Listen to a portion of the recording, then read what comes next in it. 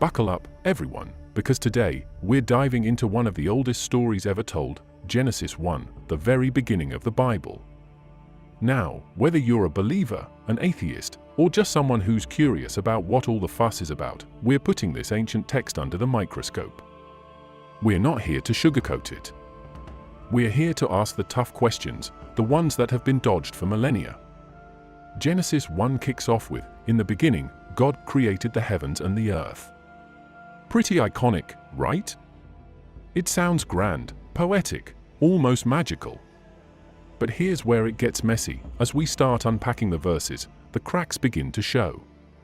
And no, I'm not just talking about vague language or cultural differences. I'm talking about blatant inconsistencies, logical puzzles, and some pretty questionable storytelling choices.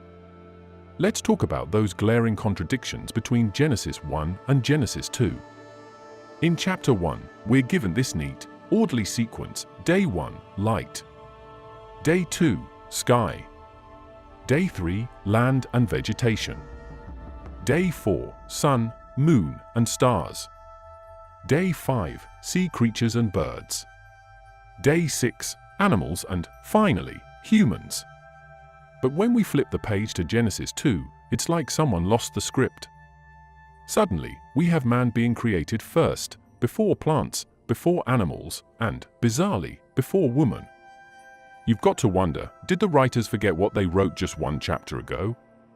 And it doesn't stop there. Let's zoom in on one of the most mind-boggling details: the creation of light. According to Genesis 1, God creates light on day 1, and here's the kicker: the sun, moon, and stars don't show up until day 4. Think about that for a second. How do you have light without a source? It's like saying you baked a cake without flour, eggs, or an oven. Sure, maybe there's some divine magic at play, but if we're being honest, it doesn't add up. Now, I know what some of you might be thinking: maybe it's not meant to be taken literally. Maybe it's just a metaphor. And hey, fair point. But if we go down that road, we have to ask, which parts are metaphor and which parts aren't? If the light is symbolic, then what about the firmament, that dome that supposedly separates the waters above from the waters below? Are we supposed to take that literally? Because last time I checked, there isn't a cosmic water balloon hanging over our heads. Speaking of the firmament, let's talk about that for a minute. Genesis 1 verses 6 to 8 describes this expanse that God creates to separate the waters. It's a fascinating concept, but it's also completely out of sync with what we know about the universe. The idea of a solid dome might have made sense to ancient people who didn't have telescopes, but today, it's about as scientific as believing the Earth is flat. And yet, this is the framework, pun intended, for the entire creation narrative. Now, let's circle back to the big contradiction: the timeline of creation. In Genesis 1, humans are created last, as the crowning achievement of God's work. But in Genesis 2, man is created first, then the plants, then the animals, and finally woman. It's like two different authors were competing for the best origin story, and instead of picking one, the editors just mashed them together. Scholars have long speculated that Genesis 1 and Genesis 2 come from two different sources, written by different authors at different times.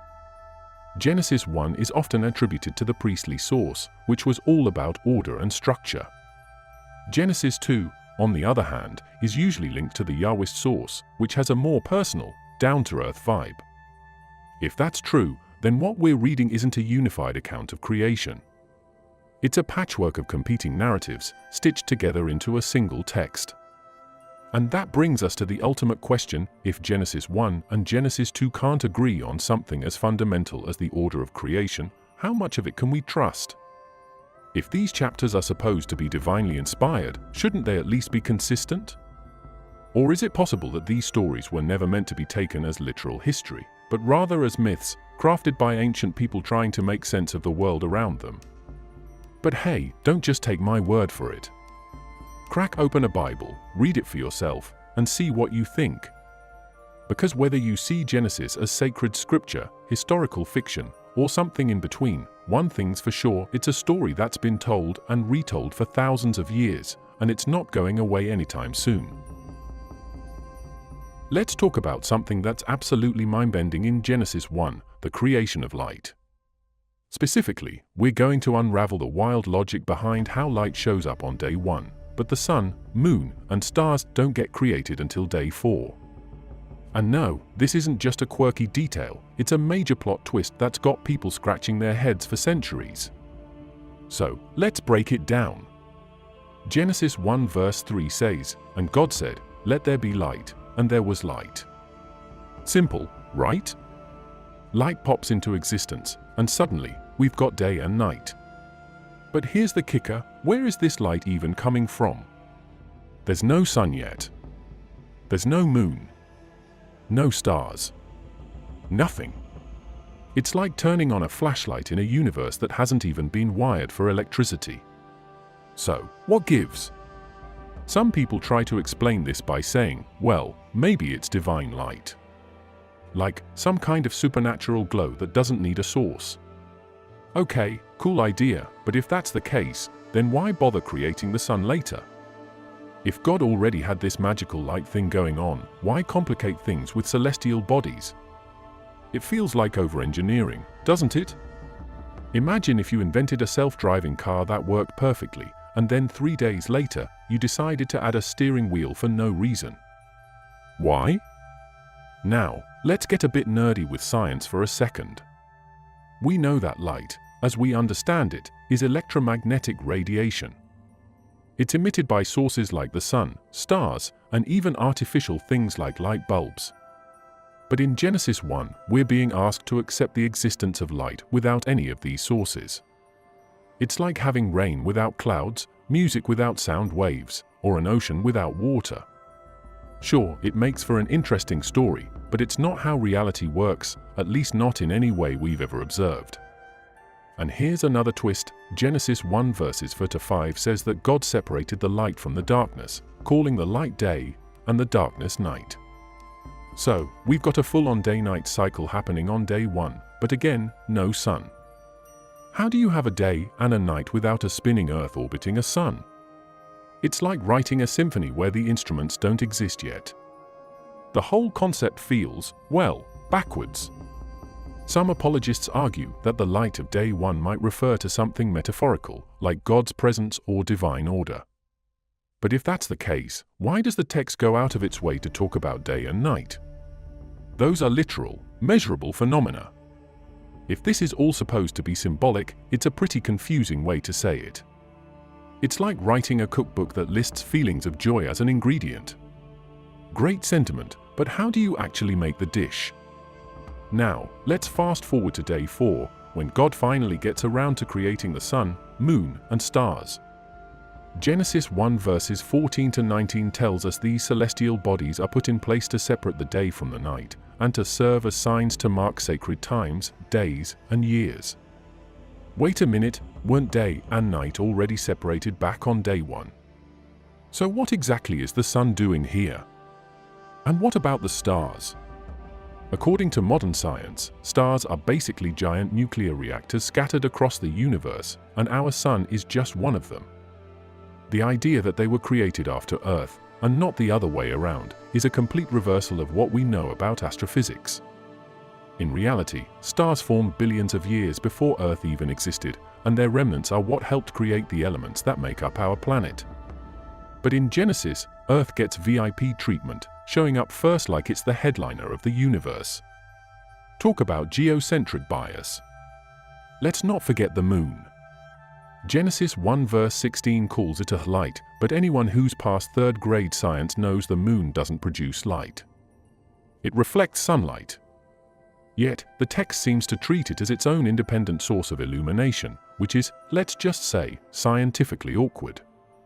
What's even more fascinating is that this whole sequence, light first, celestial bodies later, isn't unique to Genesis. Similar ideas appear in ancient Near Eastern myths, like the Babylonian creation story, where light and order emerge before the sun and stars. So, was Genesis 1 drawing inspiration from these earlier tales? It's possible. And if that's the case, it raises even bigger questions about the originality of the biblical account.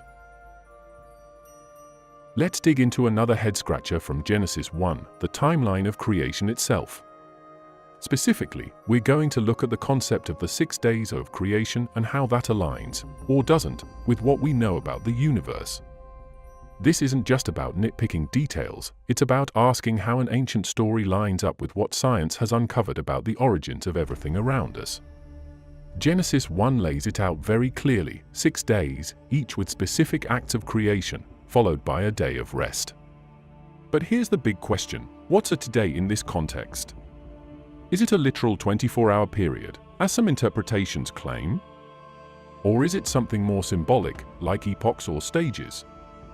Let's break this down. The text repeatedly says, "There was evening, and there was morning," which definitely makes it sound like a regular day-night cycle. But here's the twist: the sun, which governs our understanding of day and night, doesn't show up until day 4. So how are these first 3 days being measured? Without the sun, the entire concept of a day is meaningless in any literal sense. This brings us to an even bigger issue: the age of the earth and the universe. According to Genesis, everything was created in a single week. Contrast that with what science tells us: the universe is around 13.8 billion years old, and Earth itself is about 4.5 billion years old. The 6-day timeline feels impossibly cramped when you consider the vast, sprawling timeline revealed by geology, astrophysics, and biology. It's like trying to fit an entire symphony into a single measure of music. Sure, it's dramatic, but does it make sense? Let's talk specifics. Day 3, for example, involves the creation of land and vegetation. Plants are said to sprout up across the earth before the sun even exists. Think about that for a second. Plants, which rely on photosynthesis, a process that literally cannot happen without sunlight, are thriving on a sunless planet. Is this some kind of miraculous workaround, or is it simply a storytelling oversight? And then there's the sequence itself. According to Genesis, the earth is formed first, and then the stars and other celestial bodies are created later. But here's the catch: modern science tells us the exact opposite. Stars, including our sun, formed billions of years before planets. In fact, the elements that make up Earth were forged in the hearts of stars that exploded long before our solar system even existed. So when Genesis has Earth showing up first, it's like a story that puts the cart before the horse, the house before the foundation. Day 5 brings another fascinating layer to this puzzle: the creation of sea creatures and birds. Now, birds are described as being created alongside fish, but evolutionary biology paints a very different picture. Birds are actually descendants of dinosaurs, which appeared long after fish had already dominated the oceans for hundreds of millions of years. It's not just a small mix-up, it's an entirely different timeline. The real kicker comes on day 6, when all the land animals and humans are created. According to Genesis, humanity appears in a single, dramatic act of divine creation. But what about the evidence we have from fossils, genetics, and anthropology? Human beings didn't just pop into existence fully formed. We're the result of millions of years of gradual evolution, tracing our lineage back through primates, mammals, and even earlier forms of life. The idea of humans as a sudden, final creation feels completely at odds with everything we've learned about our own origins. What makes this all the more intriguing is how Genesis' timeline doesn't just conflict with science, it also conflicts with itself in subtle ways. Take the mention of land animals. In day 6, animals are created alongside humans, but in Genesis 2, man is created first, and then animals are formed to keep him company. Which is it? Were humans the grand finale, or the starting point for everything else? Even the idea of 6 days raises questions about the nature of time itself. The Hebrew word for the day, yom, can mean a 24-hour period, but it can also refer to a longer, indefinite period of time. If yom is symbolic, then maybe these 6 days are actually vast stretches of cosmic history. But if that's the case, why does the text go out of its way to describe evenings and mornings? It's like the story is trying to have it both ways, and it's not quite pulling it off. Now let's zero in on one of the most compelling parts of Genesis 1, the creation of human beings. Specifically, let's talk about how humanity's debut in the biblical narrative aligns with, or clashes with, what science tells us about our origins. Spoiler alert, the differences aren't small.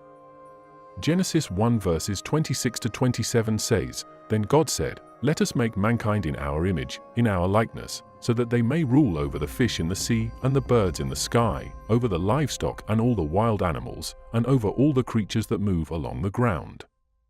On the surface, this sounds poetic and empowering humanity as the crowning achievement of creation. But let's unpack this claim and see how it holds up under scrutiny. First off, let's address the phrase, "in our image." What does that even mean? Does it refer to physical appearance, moral capacity, intelligence, or something else entirely? The text doesn't say. But what's fascinating is that this idea of humans being created in the image of God stands in stark contrast to the scientific understanding of human origins. Science doesn't place us on a divine pedestal. Instead, it traces our lineage through a long and complex evolutionary process that ties us to every other living organism on Earth. From single-celled organisms to fish, amphibians, mammals, and finally primates, our story is one of shared ancestry, not divine exclusivity. Genesis 1 suggests that humans appeared fully formed, in a single act of creation. But the fossil record tells a very different story. It shows us a gradual development over millions of years, with early human ancestors like Australopithecus and Homo habilis paving the way for modern Homo sapiens. These weren't sudden leaps, but incremental changes shaped by natural selection. The idea that humanity just popped into existence skips over all of that fascinating and well-documented history. Let's also talk about timing. Genesis places humans right at the end of the creation timeline, as if we're the grand finale. But in reality, modern humans have only been around for about 300,000 years, a blink of an eye compared to the Earth's 4.5 billion year history. For most of Earth's existence, there were no humans, no mammals, and sometimes no life at all. So, the idea that humanity is the purpose of creation feels a little off when you consider just how late we arrived on the scene. Then there's the idea of dominion. Genesis describes humanity as having authority over all other living things, but this doesn't exactly line up with how ecosystems work. In nature, humans aren't the sole rulers, we're participants in a complex web of life. Everything, from bacteria to apex predators, plays a role in maintaining ecological balance. The notion that we're somehow separate from or above this system ignores the interconnectedness of all life on Earth. Here's another curveball: genetics. Modern science has shown that all humans share a remarkable amount of genetic similarity, not just with each other, but with other species as well. Did you know that we share about 98 to 99% of our DNA with chimpanzees? And even with bananas, we've got about 60% of the same genetic material. These connections suggest a shared evolutionary history, not a special, one-off act of creation. The Genesis account, however, skips over all of that and presents humans as fundamentally separate from the rest of the animal kingdom. And let's not forget the cuss in "Let us make mankind in our image." Who is us? The text doesn't clarify, and interpretations vary wildly. Some say it refers to the Trinity, others to a divine council, and some even suggest it could be remnants of older polytheistic traditions. Whatever the case, it's a curious phrase that raises more questions than it answers. Now, let's bring in anthropology for a moment. Genesis paints humanity as a unified group right from the start. But archaeology and genetic studies show that early human populations were anything but unified. Early humans spread out across the globe in small, isolated groups, adapting to their environments in diverse ways. This is why we see such a wide variety of cultures, languages, and physical traits today. Genesis simplifies this incredibly complex history into a single narrative, which, while compelling, doesn't match up with what we know. One final thought: the Genesis narrative doesn't mention anything about the billions of other species that came before humans. Dinosaurs? Extinct megafauna? Entire ecosystems that thrived and vanished long before we showed up? Not a word.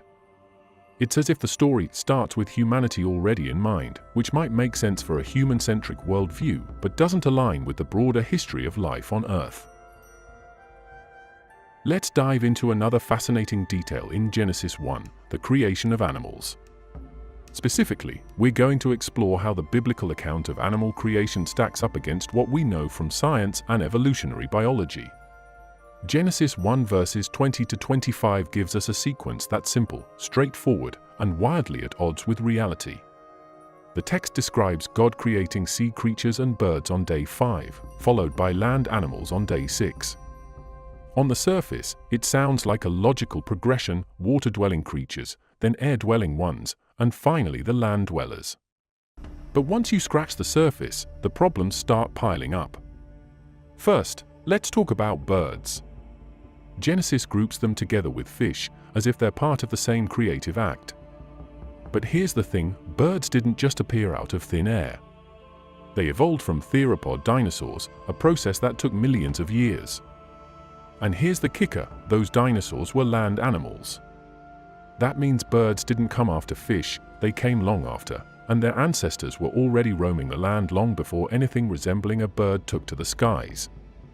So, lumping birds and fish together on day 5 is a pretty big miss. Let's not forget about the sheer diversity of sea creatures. Genesis makes it sound like all marine life appeared at once, but the reality is far more complex. Life in the oceans began billions of years ago, starting with simple, single-celled organisms. Over time, these evolved into more complex forms, from jellyfish to trilobites to massive marine reptiles like plesiosaurs. And here's where it gets even more interesting: some of the creatures we associate with the ocean today, like whales and dolphins, actually evolved from land mammals that returned to the water. Genesis doesn't account for any of this intricate back and forth. It's a one-shot creation narrative, and that just doesn't match up with the evidence. Now, let's move on to day 6 and the land animals. Genesis gives us a broad categorization: livestock, wild animals, and creatures that move along the ground.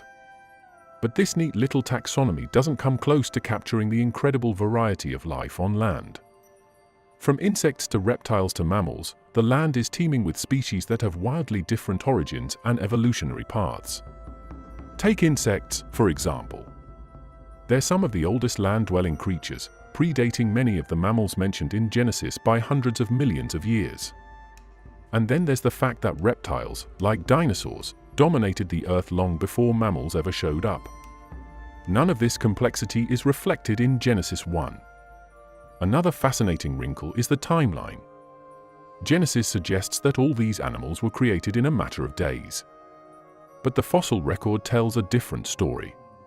Land animals didn't just appear overnight. They emerged slowly, over hundreds of millions of years, with early amphibians paving the way for reptiles, which in turn gave rise to mammals. This gradual progression is completely absent from the biblical narrative, which compresses everything into a single day. And then there's the question of extinction. Genesis doesn't mention anything about the countless species that have come and gone over Earth's history. Dinosaurs, for example, ruled the planet for over 160 million years before being wiped out by an asteroid. Their extinction paved the way for mammals to rise to prominence and eventually for humans to appear. But in Genesis, there's no room for this kind of turnover.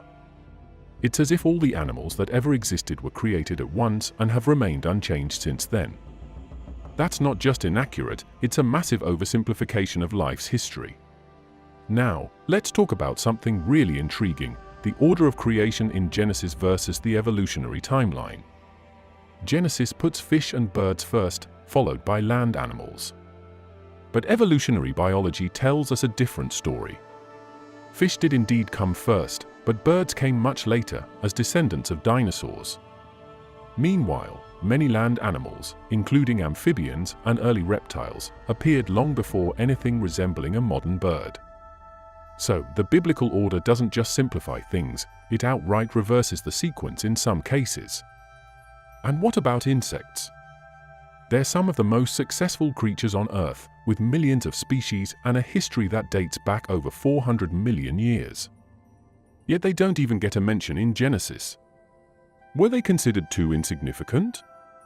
or were the authors simply unaware of their existence? Either way, it's a glaring omission, especially when you consider how vital insects are to ecosystems.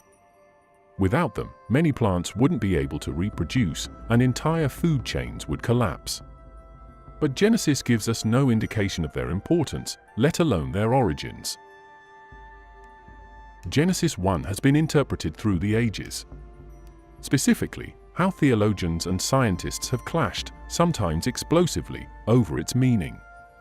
Genesis 1 verses 1 to 31 is often viewed as a poetic declaration of divine creativity, but here's where things get spicy. Some insist it's not just poetry, they argue it's literal history. Think about the term day in Genesis. The original Hebrew word here is yom. Now, yom can mean a 24-hour day, or it can mean a longer, undefined period. Some theologians argue that it represents epochs, vast stretches of time. They claim this harmonizes Genesis with modern geology and cosmology. Sounds neat, right? But here's the catch, that interpretation only came about after science started proving the Earth wasn't 6,000 years old. It feels a little like reverse engineering the Bible to fit the facts. Let's take this a step further. The creation account claims that the Earth, oceans, and life were all created in a set sequence. But what happens when we compare that to the fossil record? In Genesis, plants appear on day 3, long before the sun and stars on day 4. Yet science tells us plants couldn't have existed before the sun because, well, photosynthesis is kind of a non-negotiable for plant life. This inconsistency makes you wonder if the 6-day sequence was ever meant to be taken literally, or if it was just a convenient framework for storytelling. Now, here's where it gets even more interesting. Some theologians propose the framework hypothesis. They argue Genesis 1 wasn't written to explain how creation happened, but why it happened. According to this view, the days are symbolic, representing God's sovereign ordering of the universe. Sounds profound, right? But it's not without problems. If the days are purely symbolic, then what parts of Genesis are meant to be literal? Adam and Eve? The flood? Where do you draw the line between metaphor and history? For those who stick to a literal interpretation, the battle with science is ongoing. One of the biggest sticking points is the age of the Earth. Radiometric dating of rocks, ice core samples, and starlight traveling billions of light years all tell the same story: the Earth and universe are incomprehensibly old. Yet, a literal reading of Genesis suggests an Earth only a few thousand years old. To counter this, some creationists propose that God created the universe with the apparent age, that everything was made to look old. But doesn't that raise another question? Why would a supposedly truthful God design a universe filled with evidence pointing to a completely different timeline? Now let's bring in the cultural context of Genesis. Scholars have noted that its structure mirrors ancient Near Eastern creation myths. For instance, the Babylonian Enuma Elish describes a god organizing the cosmos from chaos, just like in Genesis. This doesn't mean the Bible plagiarized Babylonian myths, but it suggests the writers of Genesis were operating within a shared cultural framework. They likely shaped their narrative to reflect their unique theological vision, one God creating everything in order and harmony, as opposed to a pantheon of squabbling deities. Genesis might not even be trying to tell us how the universe came to be. Instead, it could be making a theological statement that God is sovereign, the creator of all, and distinct from the gods of other cultures. But that brings us full circle to our problem. If Genesis wasn't intended to be literal history, how did it end up being interpreted that way by so many? Let's peel back the layers of Genesis 1 and see it for what it might really be, a product of its time. That's right, the creation story that billions have come to see as divine revelation might just be an ancient remix of older myths. Imagine ancient Israel, a tiny kingdom surrounded by powerful neighbors like Babylon and Assyria.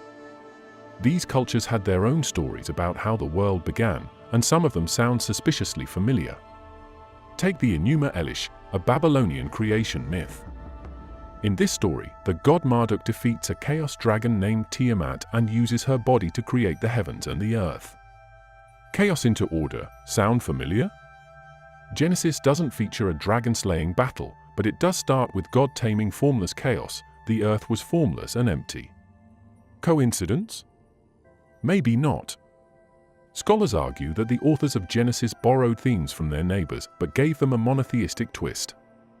Instead of many gods bickering and fighting, Genesis shows one God calmly creating the universe with the power of His word.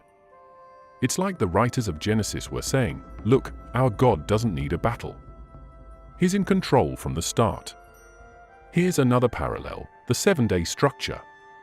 In the Enuma Elish, the gods create the world over a series of steps, and the climax involves the creation of humans to serve the gods.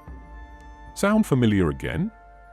Genesis also has a structured creation process, ending with humans, but it flips the script.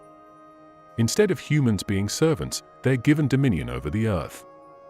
That's a bold rebranding of an old idea. And it's not just Babylon. Ancient Egypt had its own creation myths that emphasized the divine ordering of chaos. In one Egyptian myth, the god Atum creates the world out of watery chaos, much like the waters described in Genesis 1 verse 2. The parallels are striking, and they raise a fascinating question: was Genesis ever meant to be unique, or was it just another take on a shared cultural narrative? Let's pause for a moment. Think about how ancient texts were written and shared. These weren't isolated stories penned in a vacuum. They were shaped by cultural exchanges, oral traditions, and the political realities of the time. The writers of Genesis were likely well aware of these other myths, and they crafted their story to reflect their distinct beliefs about God and humanity. But here's the kicker: this cultural borrowing doesn't necessarily diminish the significance of Genesis. Instead, it adds another layer of complexity. It shows how deeply interconnected human cultures have always been. What Genesis does, and does brilliantly, is take these shared ideas and frame them in a way that sets the Hebrew God apart. No squabbling pantheon, no chaotic violence, just divine order and intentionality. Of course, this perspective might not sit well with everyone. For those who see Genesis as divinely dictated and wholly original, the idea of cultural borrowing can feel threatening. But for others, it's a reminder that sacred texts are products of their time, shaped by human hands, and reflective of the world they came from. Thank you for sticking with me through this exploration of Genesis 1. Whether you're here out of curiosity, skepticism, or a burning desire for answers, I'm glad you joined me. Don't forget to leave a comment below. I want to hear your thoughts, your questions, and even your arguments. Let's keep the conversation going, because this is just the beginning. And hey, if you enjoyed this video, give it a thumbs up and hit that subscribe button. There's so much more to uncover, and I can't wait to take this journey with you. See you in the next one.